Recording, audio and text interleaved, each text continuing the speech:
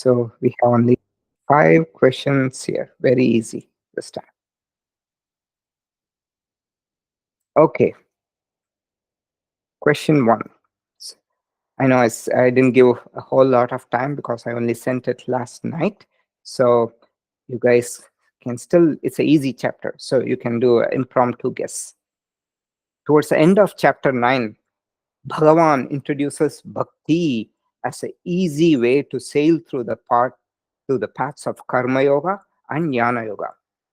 And what are the 3 types of bhakti that are outlined in the Bhagavad Gita? Based on the type and form of God one worships. So in the beginning of the class, I told you about it. So who can answer this question? What are the 3 types of bhaktis outlined in the Bhagavad Gita based on the type and form of God one worships? Anybody? Yes? Patya?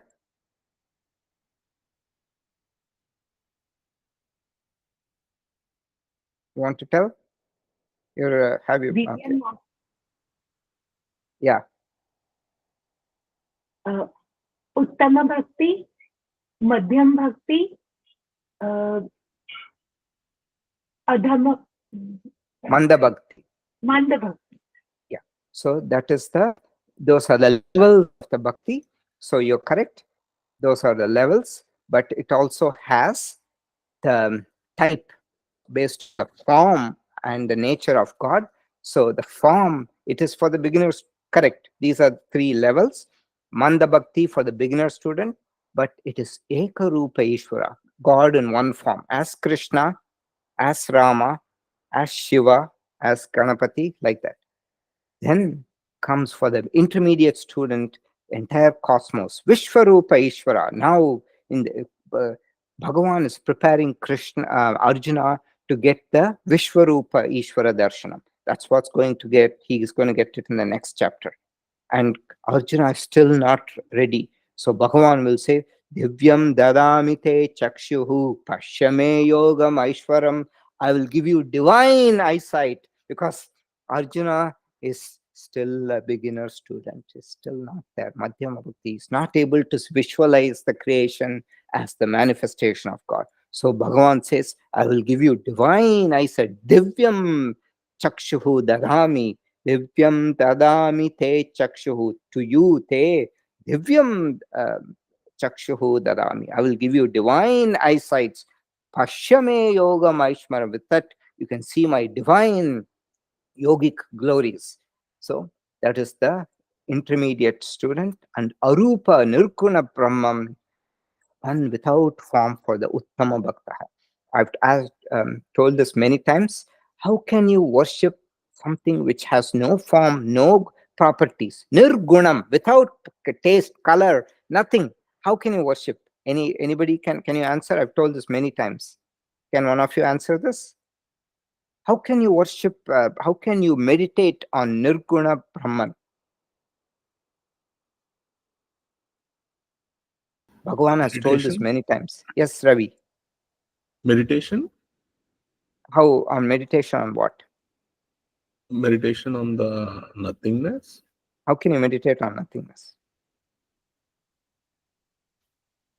On the breath? I don't know. I'm just guessing. No, breath is still, it is sensation. This is a very important point. I've told this many times. Through devotion? No, that's still devote to what?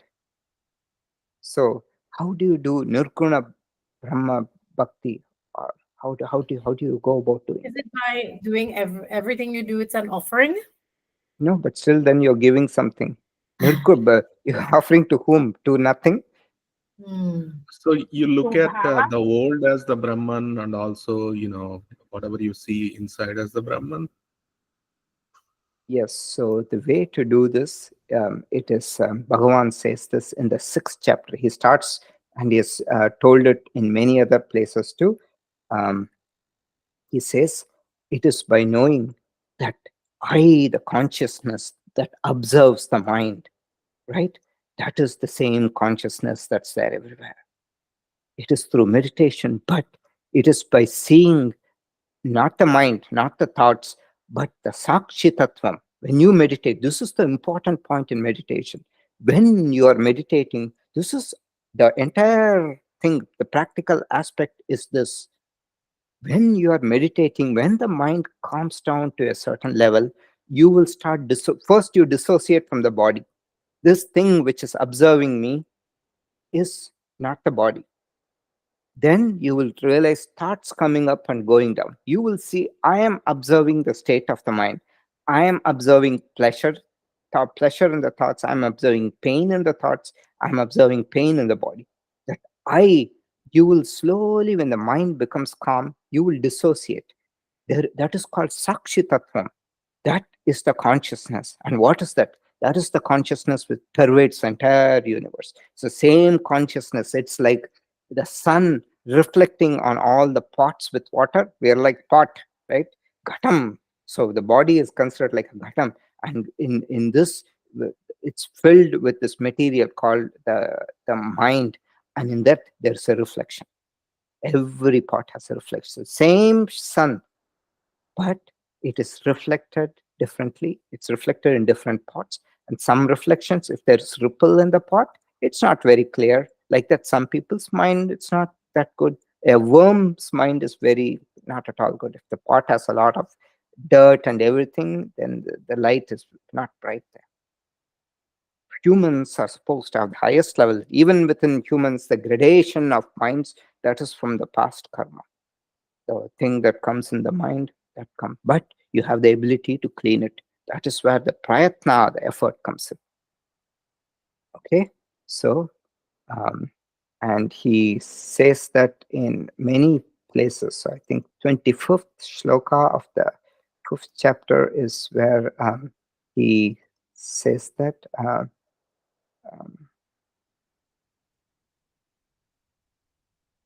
Okay, so it's a beautiful shloka. Yada viniyatam chittam atmantyevavatishtate nispruhah sarvakamebhyah yukta ityuchyate tada.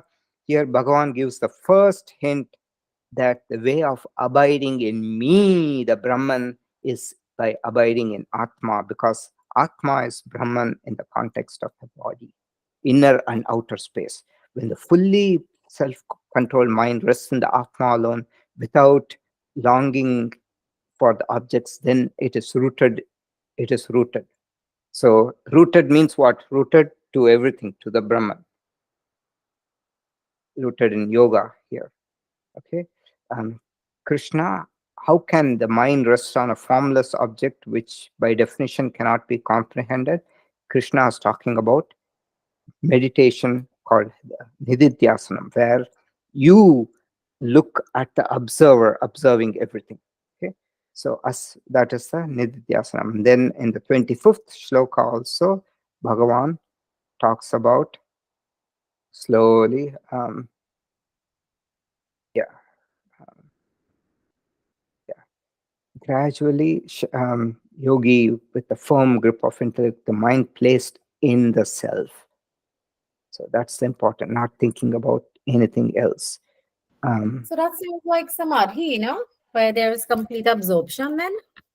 It is not absorption. It is when you're able to detach, you are able to just see yourself as the Sakshi Tattva, that which is observing the mind. You don't get caught up in this mess that's going on. Your heart rate doesn't go up and all that. It starts to go up and then you observe and then the heart rate comes down. So you visualize yourself as the observer, and that you is the consciousness. Okay, so the three forms of bhakti we saw: Ekarupa Ishvara, Vishwarupa Ishvara, and Nirguna Brahman. What is the main topic discussed in the Madhyama Shatkam? This also I said at the beginning of the class. What is the main topic? The Madhyama Shatkam. Anybody?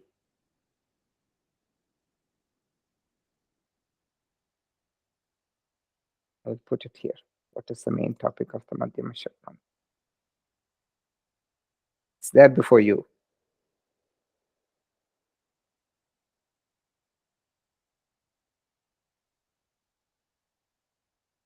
Somebody can answer. Anybody? Ishvara. Yes, it is Ishvara. Ishvara. So everywhere, God, God, God, God, God. Ishvara is the main topic of the Madhyama Shaktam. It is the Ishvara Swarupam, Ishvara Dhyanam. How to meditate on Ishvara and Ishvara Anugraha.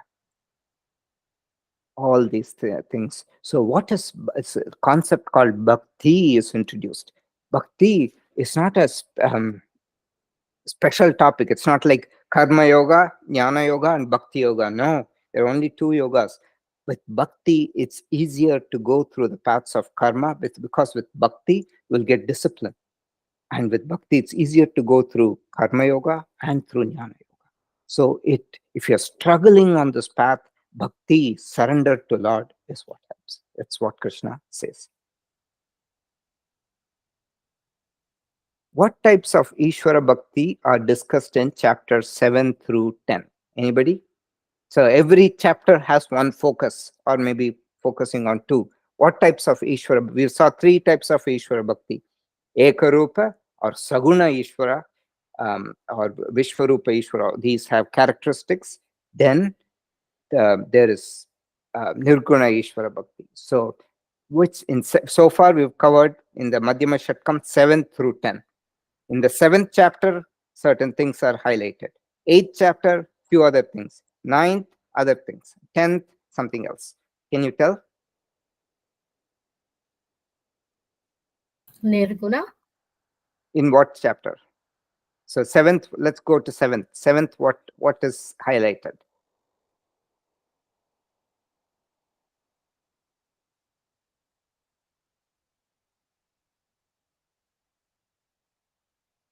Forgot? So 7th chapter is both about Saguna and Nirguna Ishvara Bhakti. So Bhagavan here says, Apareyamitastvanyam prakritim vidhi me param jiva bhutam mahabaho yayedham dharyate jagat. I have my lower nature, which is called the Saguna Ishvara, and my higher nature, which is the Nirguna Ishvara. Saguna Ishvara refers to anything with guna. Guna means form, color, all that. So Ekarupa Ishvara forms and falls under what category? Saguna or Nirguna? As Krishna, Rama, all that. Saguna. Saguna. Saguna, right. And Vishwarupa Ishvara Bhakti, that is as the entire cosmos, is it Saguna or Nirguna? Saguna. Saguna. So good. Both. So chapter 7 talks about Saguna, which is Ekarupa and Vishwarupa Ishvara Bhakti, and also about Nirguna Ishvara Bhakti. Then in chapter 8, it is solely about Saguna. It is and more about, he uses the word mom. So he just uses as Saguna Ishvara Bhakti, but primarily you can say it's Ekarupa Ishvara Bhakti. And in the 9th chapter, exclusively Nirguna Ishvara Bhakti is talked about. And the 10th chapter, Saguna Vishwarupa Ishvara Bhakti. There's also Saguna, but it's Vishwarupa Ishvara Bhakti. And now Krishna is preparing Arjuna for this the glories. So it is for Vishwarupa Darshana. That is what he is being preparing. And what are the topics discussed in the 10th chapter? Seems like pretty much storytelling, right? But there is a certain flow of topics in the 10th chapter. So what are the topics that are discussed in this 10th chapter? Anybody wants to?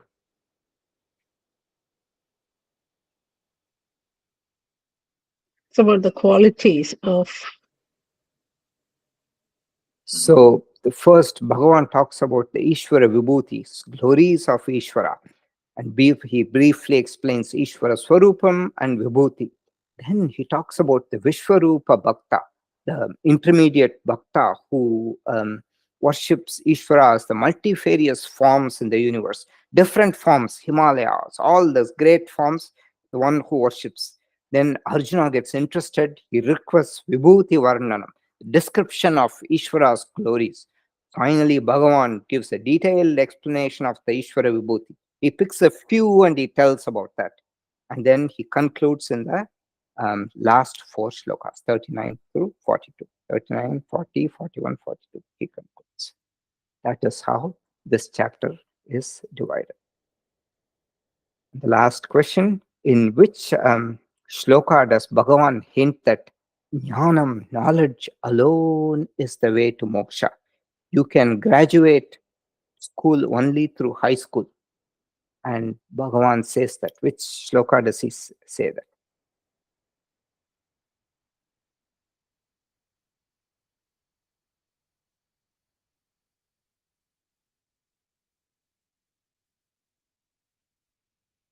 He says that in the 11th shloka. Tesham evanukampatam aham ajnanajam tamaha nashayam vyatma bhavastaha jnanadhipena bhasvata. Out of mere compassion for them, I, residing in their intellect, destroy the darkness born of ignorance by the luminous light of knowledge. So here he very clearly says, I will light the lamp of wisdom in the mind of the Vishwarupa Bhakta. How? By providing a teacher and the opportunity to study the scriptures. Without becoming a Brahmajnani, there's no question of moksha at all. Bhakti will not take one to moksha, but will provide the opportunity with a settled and finely tuned mind to understand the knowledge of the self. Without understanding the knowledge of the self, there's no moksha. That's what Bhagavan is saying. Okay? So with that, we'll stop this recording.